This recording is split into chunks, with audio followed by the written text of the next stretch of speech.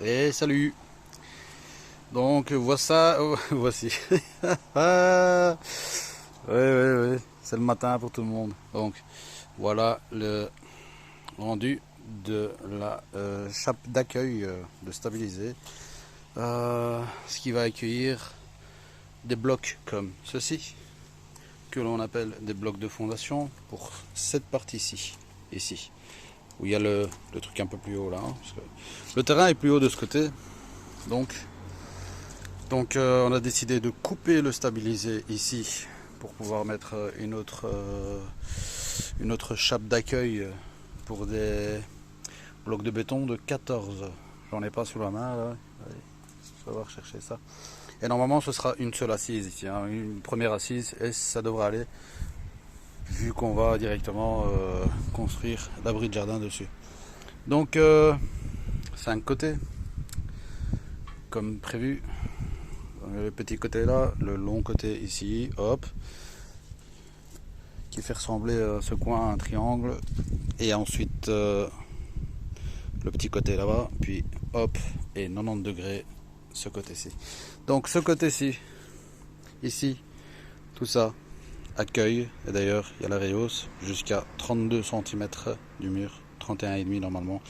Du mur là, 32, hop, parce que ce bloc fait 32, enfin 30 de large en fait, hein, 29 même, mais bon, on laisse quand même 10 cm en plus, 1 ou 2 cm en plus pour pouvoir l'installer correctement. Donc on fera ce petit muret de soutènement qui va monter normalement jusque là minimum, ou jusque là, normalement jusque là, pour pouvoir assurer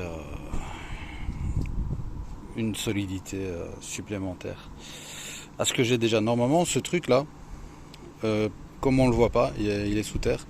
Ce petit muret, enfin ce grand muret de soutènement, ce grand mur de soutènement que j'ai foutu derrière, bien ferraillé et tout. Donc ça descend en escalier comme ça. Et il y a encore une suite ici. Ça vient normalement jusque là, je pense. Mais sous-sol. Donc comme on était vachement plus bas que le voisin, donc on a décidé de mettre ça et puis rehausser le niveau de terre ici pour pouvoir avoir une harmonie avec avec les voisins ici, hein. Donc remontant notre muret, donc 30 cm d'épais de là jusqu'ici, plus un retour.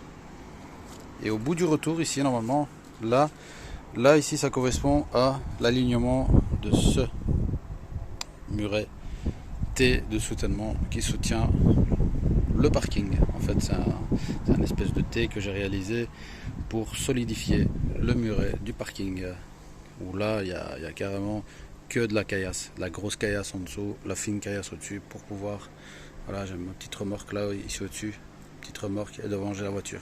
Donc c'est mon parking là-bas, hein. Hop, l'alignement de ce petit muret, ce sera ici. Et ici, normalement, il y aura un tas. On s'arrêtera à un tas. Et on partira ici en escalier. Donc on va continuer ici, à mettre, mais à même le sol ici, hein. Donc ici, ce sera à même le sol. Je vais maçonner la première assise. Et une fois que je fais ça, ben, je creuse ici, pardon, de là jusque là, l'épaisseur de 30 cm. Je dépose directement un bloc de fondation dessus. Et au-dessus, j'augmente le niveau de terre. Je dois creuser en escalier pour pouvoir mettre à nouveau un bloc de fondation, mais qui ira se poser directement à côté du bloc en dessous. Et ça doit correspondre aux 19 cm de hauteur. Donc 19 cm de hauteur, ça nous fera des marges de 30 pour pouvoir monter jusque ici au-dessus. Et ici au-dessus qui sera en fait peut-être un emplacement pour tout ce qui est bois de chauffage et tout. Donc on va pouvoir y accéder. On va pouvoir les mettre donc remorque là-bas, les jeter avec un toit qui s'ouvre éventuellement là-dedans ici, et ensuite venir les chercher ici, petit escalier, on vient chercher le bois, ou peut-être que ce sera encore autre chose. pas encore décidé. Et donc, revenons-en à notre petit muret. Donc ici, escalier relié à ce truc là. Et par ici.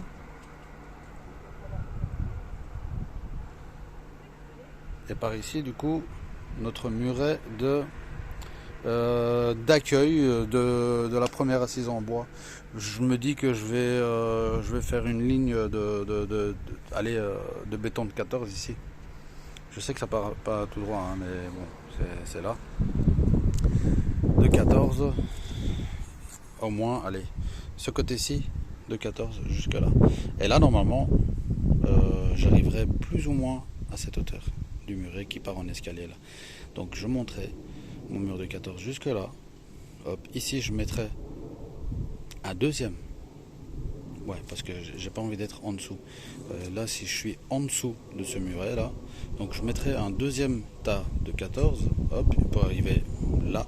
Un rien au-dessus, hein, c'est genre 20 cm au-dessus. Mais il le faut, hein, parce que en cas de flotte, il y a contact sur le bois et ça pourrit. Donc une fois qu'on arrive là, et on met ici un troisième, hop, pour arriver là. Donc idem ici, normalement on sera plus haut. Et comme ce sera du bois, on va devoir faire des murets comme ça, hop, de cette largeur. Et on mettra au fur et à mesure, on va calculer le bois, couper le bois et tout. Voilà quoi. Donc ici pareil, hein, on fera un mur de là jusque là en bois, en ossature bois. Et ici on le montera directement là. Allez, on fera encore un mur ici comme ça. Et tandis qu'ici on va pouvoir les mettre directement sur la première assise de bloc de 14. Donc voilà le petit explicatif et l'utilité d'avoir une chape d'accueil, hein, du stabilisé. C'est vachement plus propre. On maçonne sans se poser des questions, c'est au même niveau. D'ailleurs, on aurait mis tout en terre ici. D'ailleurs, tout ça, je vais devoir enlever une grosse partie et mettre ici, par exemple, et essayer d'égaliser ici. Parce qu'après, je vais devoir mettre des dalles comme ça. Des dalles comme ça à l'intérieur, hein, éviter qu'on ait des souris éventuellement qui fassent des tunnels et tout, qui viennent s'incruster dans notre petite cabane de jardin. Donc, ouais, à titre d'info, le dosage du stabilisé est de 7 pour 1. Donc, une dose de ciment pour 7 doses de sable. Et du sable de rivière, bien sûr. Voilà pour aujourd'hui. À suivre. À suivre. Avec de la maçonnerie